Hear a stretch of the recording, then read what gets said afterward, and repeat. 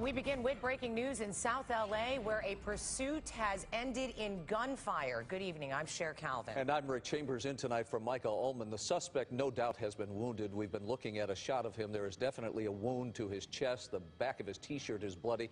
All of this following a confrontation in the streets with sheriff's deputies. Let's go up to Tim Lynn. He's overhead. He's in Sky 5. Tim?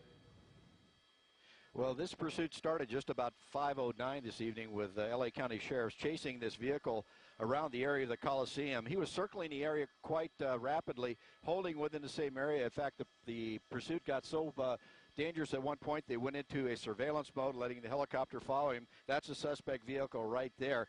But when he came to a stop here on 43rd Street, just east of Vermont, he bailed out of that car, and prior to that he'd been spike stripped, so that's why he came to a stop.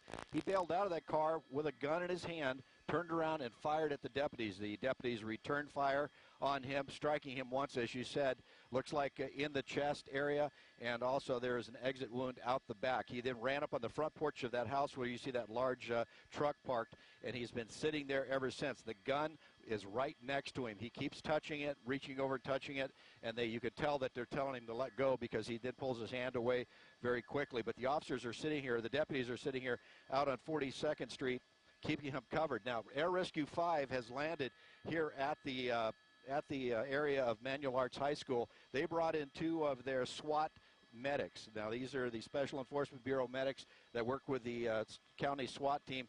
They brought them in to be able to come here and render aid when it's time to go in and get this guy. But right now, everybody's holding back because he keeps touching the gun and reaching for the gun, which is right by his left foot. And he's been laying on his back at times and then sitting up. But right now, he's on the front porch of that house. Obviously wounded, lots of blood coming off his back and off his front.